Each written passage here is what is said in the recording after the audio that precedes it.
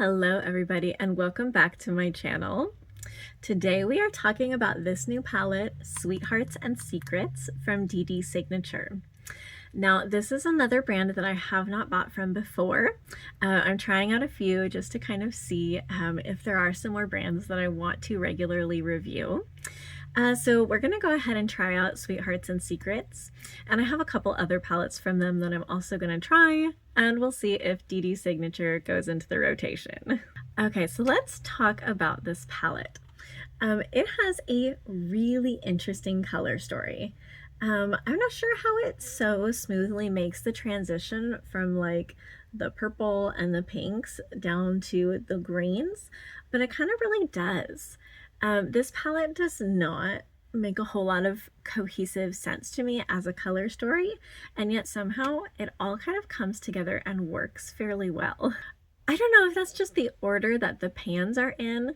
Maybe I've gotten too used to Blend Bunny doing either the gradients or the quads and kind of grouping like colors together because this one kind of jumps all over the place to me.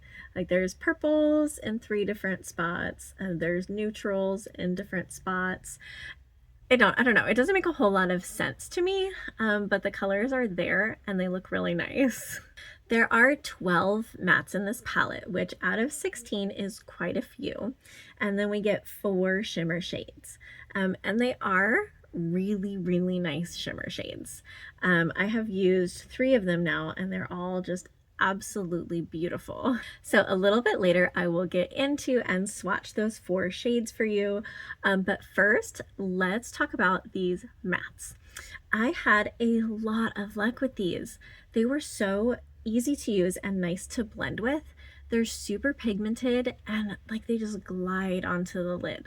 I was really impressed by the mattes in this palette. So let's talk about the 2 different looks I did, and I can kind of talk you through those while telling you how impressed I am with these mattes. I tend to do kind of shimmer heavy, shimmer focused looks. So it was interesting to me to try kind of switching it up a little bit. And that's what I did with this palette. The first look I'm going to show you is the look that I have today. I was kind of trying to emulate this thing that I saw on Instagram with like a big dark wing and then like there were shades blending out to the skin, and it was really cute, and mine turned out nothing like it. It ended up getting so crazy that I ended up with like 2 wings, and I kind of feel like I'm wearing a mask. So it's a little silly, but it was also pretty fun to do. And I will say the mattes that I used blended like a dream when I was using them. So it made my frustration with how off the rails this look went a lot more bearable because they were so nice to work with. So in kind of the inner corner area, I went in with this shade Bestie. And that was kind of going to be my foundation of the look, just be like real green up in the front corner there. And then I used this shade Unspoken Desire. And I was just going to make like a little triangle out here. But I don't know, it just kept getting away from me. And that was more a skill issue than an issue with the mattes. So it got a lot bigger than I had planned.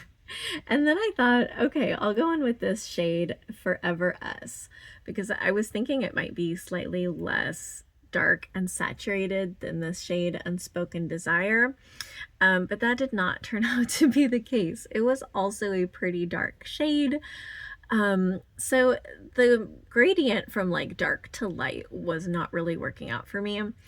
And I'm going to be honest, I feel like maybe this was not a good palette to try out this technique.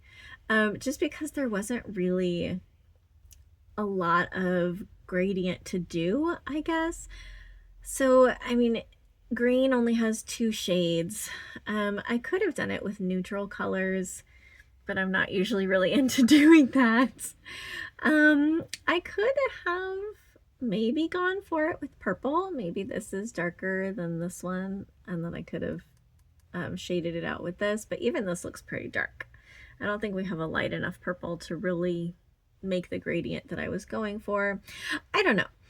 There's a lot of cute colors in this palette, but it maybe was not exactly the right one to do like a long faded out gradient, just because it's not meant to be a monochromatic palette and it is rather limited in its pans. So it doesn't really favor that kind of look. It's more like bright colors without a lot of gradient shading or fading. So after I did the Forever Us line, I went in with Bestie on the outside of everything and kind of tried to use that to blend it all over the place. And it did blend it better than it had originally looked when it was just Forever Us on the outside. But I would have really appreciated a medium kind of a shade between Forever Us and Bestie, which just wasn't in the palette. And then I used this shimmer Secret Keeper, which I feel like worked really well as a lid shade. And because I had put that light green on the front half of my eyelid and the really dark purple on sort of the last third, it turned out to have a like really neat reaction with this shimmer shade, in that it seems like it's starting as kind of a tealish blue and then changes over to kind of a purple on the last corner of the eye. And that's because of the mattes that are underneath of it. And I feel like that turned out really, really cool. Okay, so let me tell you about the other eye look I did. And this one I had a lot of fun with. For that one, I used this soft blush color and Stolen Glance. And what I wanted to do was make this like really pinky look.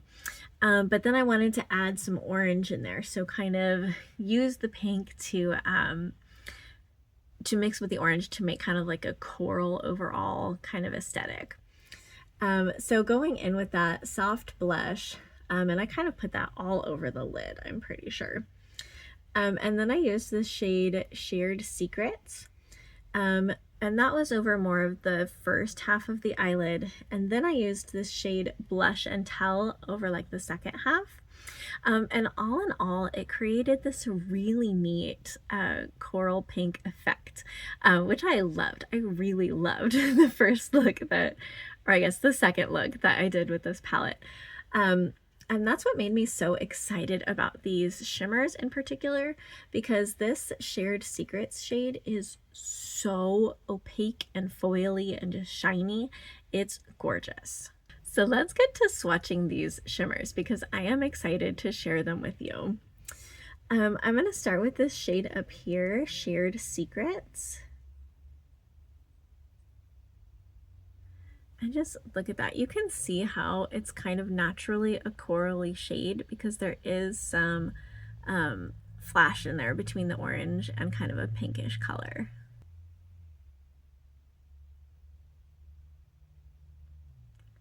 Look at that. Look at how bright and opaque that is. And yeah, you can definitely see the shift between the pink and the orange. So it worked especially well for this kind of orange corally look.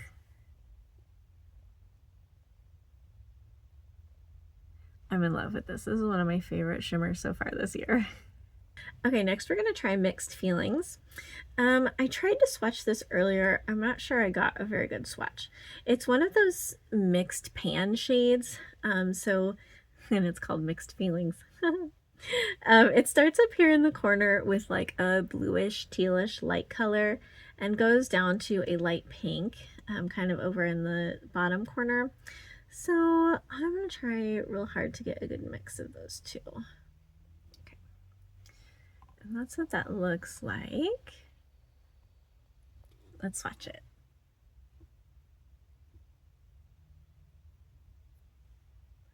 Okay, so it does kind of almost become a purpley pink, but I feel like you can still see the two separate shades in there. This one does not mix as much as other mixed shades that I've used, which is kind of interesting. Okay, now I'm going to go in with Blush and Tell. This one is such a pretty color. It's really a lot like the first shimmer shade. It's a little bit darker.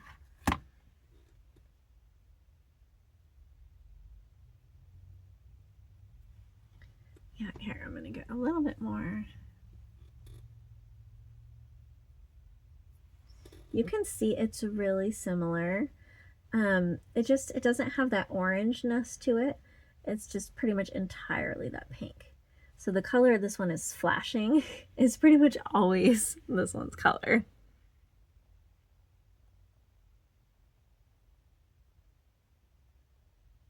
Okay, and now we're going to move down to Secret Keeper. And this one also has a shift to it. You can see like that sort of teal to purple.